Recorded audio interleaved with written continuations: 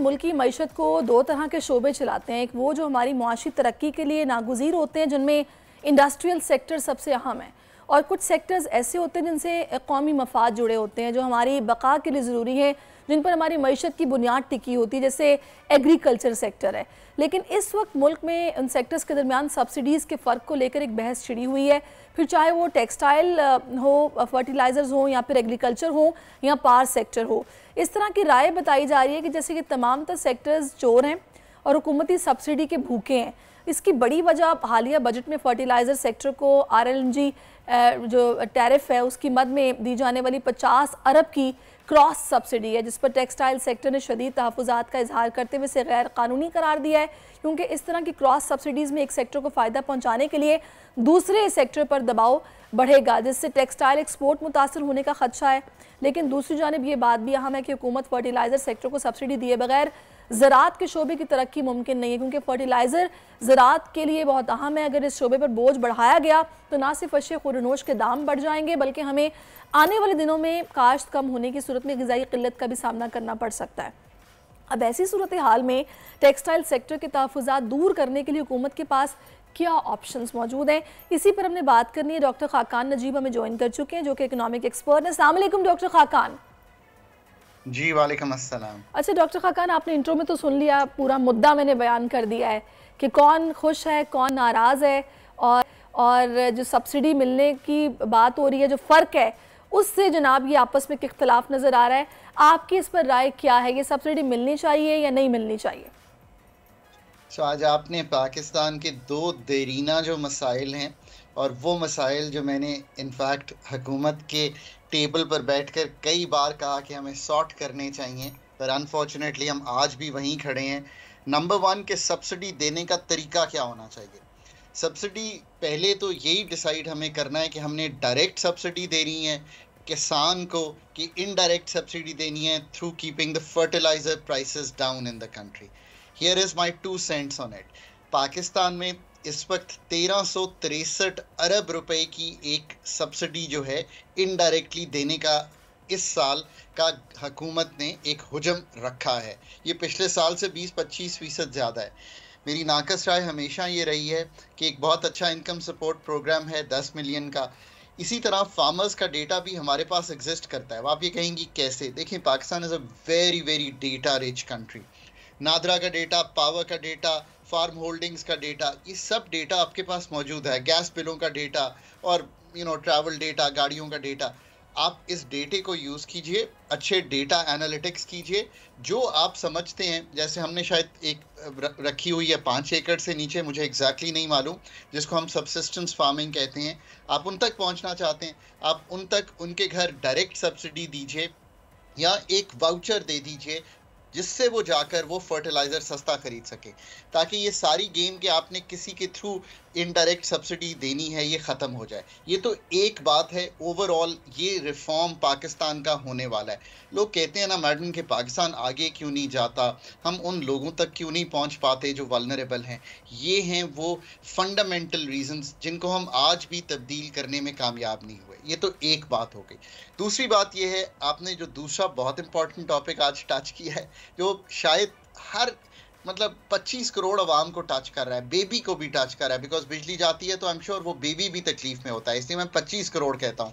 वो मैन्युफैक्चरर, वो एग्रीकल्चरिस्ट, कि हमारा एक एनर्जी सेक्टर है जो तंजीम नौ मांगता है। हम आज भी उसको, जिसे कहते हैं आप, प्लास्टर लगाकर उसकी ब्लीडिंग को, उसकी जो वूंड की जो अंदर हड्डियां टूटी हुई हैं उसको ठीक करना चाहते हैं। ये ऐसे ठीक होगा नहीं। मैं कन्विंस हूँ इस बात से, बिकॉज मैंने बहुत पर्चे लिखे हैं इस पे, मैंने बहुत काम किया है, कुछ करने की भी कोशिश की है, कुछ अदारे ऐसे बनाए जो इसकी फाइनेंशियल मैनेजमेंट को ठीक कर सके। पर इस पे तंजीमें नौ, पहली बात यह है कि जो टैरिफ इस वक्त इन्वोग है, जिसमें एप्टमा या कोई भी कह रहा है कि क्रॉस सब्सिडी है, इसकी पूरी एक अच्छी रिसर्च स्टडी होने वाली है। ऐसे ही तो नहीं हम टैरिफ को तब्दील कर सकते।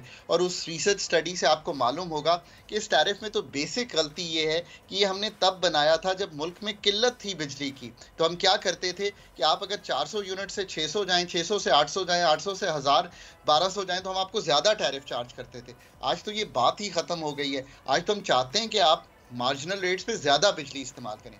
सो कहने का मकसद ये है कि इसकी पूरी तंजीमें ना होने वाली है, बहुत सी क्रॉस अच्छा, सब्सिडीज तंजीमें थी। ना बिल्कुल होने वाली है, और ये बात हम कब से करते आ रहे हैं। डॉक्टर खाकान, मैं आपसे चाहूँगी थोड़ा सा मुझे क्रॉस सब्सिडी के बारे में समझाएं कि क्रॉस सब्सिडी क्या होती है, क्योंकि हमने सब्सिडी तो सुना है कि जी सब्सिडी सब्सिडाइज है और हुकूमत की तरफ से ये सपोर्ट है जो कि मिल रही है, लेकिन ये क्रॉस सब्सिडी, इस टर्म को आप किस तरह डिस्क्राइब करेंगे? ये बड़ी आसानी से इस तरह है कि लेट्स से कि एवरेज टैरिफ इस वक्त शायद 34 रुपए के करीब है। तो लेट्स से कि आप जो फर्टिलाइज़र का टैरिफ है वो कर दीजिए 30 रुपए एवरेज टैरिफ पे। हम बहुत मतलब आसान लफ्जों में, 4 रुपए आपने कहीं मेकअप करने हैं तो वो 4 रुपए आप इंडस्ट्रियल सेक्टर पे डाल दीजिए या मैन्युफैक्चरिंग पे डाल दीजिए, तो उनका टैरिफ 38 रुपए हो जाएगा। तो जो 4 रुपए आपने फर्टिलाइजर को सब्सिडी दी, वो ली आपने 4 रुपए इंडस्ट्रियल सेक्टर से या मैन्युफैक्चरिंग से या किसी पर्टिकुलर मैन्युफैक्चरिंग से, और वो फर्टिलाइजर को दे दी। इसका मतलब होता है कि जो टैरिफ में क्रॉस सब्सिडी है वो एग्जिस्ट करती है, वो आप, मैं या कोई कमर्शियल यूज़र नहीं दे रहा, बल्कि वो एक पर्टिकुलर सेक्टर दे रहा है। ये तो जाकर स्टडी करना पड़ेगा कि क्या वाकई ऐसा है, और अगर ऐसा है तो क्यों है। और फिर मैं आज भी कहता हूं कि ये फिर वही होगा कि हम पैच वर्क करेंगे, पूरे टैरिफ रजीम को दोबारा स्टडी करके उसको ठीक करने की जरूरत। अच्छा डॉक्टर खाकान, जो इस वक्त टेक्सटाइल सेक्टर नाराज़ है, जो एप्टेमा जो इस वक्त तहफ़्फ़ुज़ात का इजहार कर रहा है, उसको फिर किस तरह मनाया जाए, उनसे फिर क्या बात होनी चाहिए आपके ख्याल में? ये तो हमारा एक ऐसा ख़ास सेक्टर है ना, जिसको हम शुरू से लेके आज तक, चाहे वो टर्फ की रजीम हो जिसमें 1% पर, आप यकीन करेंगी कि 1% देने जाए आपको कोई 22% पे भी नहीं देगा। 1% इंटरेस्ट रेट पे 10 साल का कर्जा हमने इनको दिया ताकि ये $2.5 अरब की मशीनरी इंपोर्ट कर सकें। मतलब ये भी याद रखना चाहिए कि हुकूमत ने क्या किया है। आज तक 1% टैक्स देकर सारी जो इनकी कमाई है उसको हमने बिलीव किया। अब अच्छी बात है, हम एक्सपोर्ट बढ़ाना चाहते थे। अब चूंकि थोड़ा सा पाकिस्तान के पास रिसोर्सेज ही ख़त्म हो गए हैं, मतलब फिजिकल स्पेस जिसको कहते हैं मालियाती स्पेस, वो रही ही नहीं है देने को। तो IMF भी ये कह रहा है कि अब आप सब सेक्टर्स को नॉर्मलाइज करें। तो जब नॉर्मलाइज किया तो हम उनको नहीं, ये जो ये दावा किया गया है कि भाई अगर आप एक तरफ सब्सिडी ज्यादा करेंगे तो बोझ दूसरे सेक्टर पर ज्यादा बढ़ जाएगा, ये किस हद तक ठीक बात है?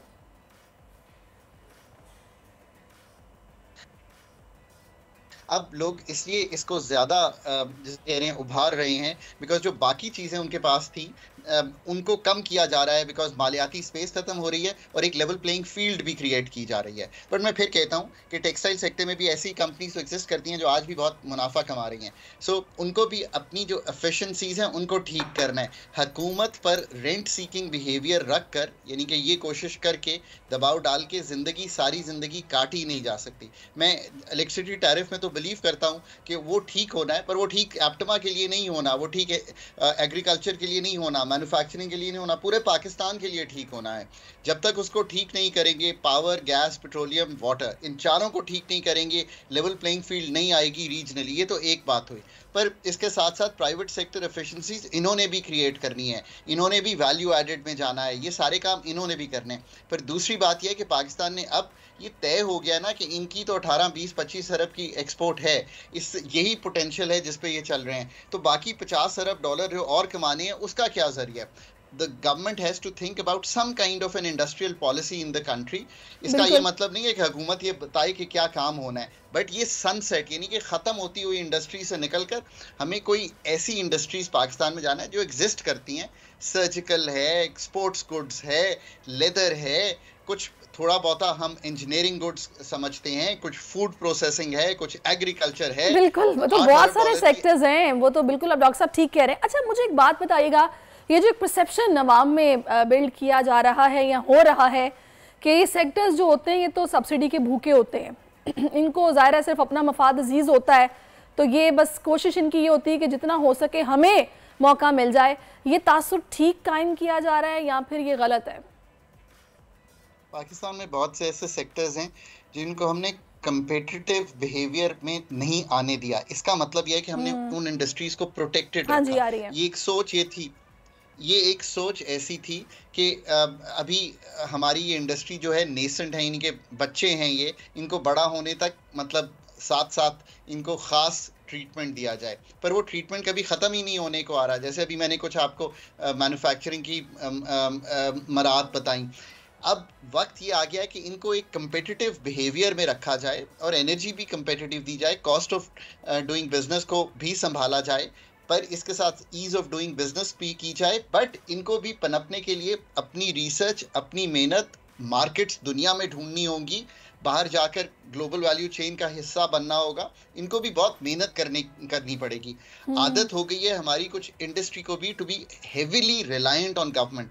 That is fine to an extent, but इनको कैरेट एंड स्टिक के साथ हमें चलाना पड़ेगा ना, कि अगर आपने एक चीज दी है तो दूसरा आप उनसे क्या परफॉर्मेंस चाहते हैं। बिल्कुल आपने सही कहा, इसकी मॉनिटरिंग होनी चाहिए और पॉलिसी जो है वो सब देखभाल कर बननी चाहिए, ताकि एक सेक्टर नाराज है तो दूसरा खुश है, ये चीज नहीं होनी चाहिए। बहुत शुक्रिया आपका। सब्सक्राइब करें और बेल दबाएं ताकि कोई खबर रह न जाए।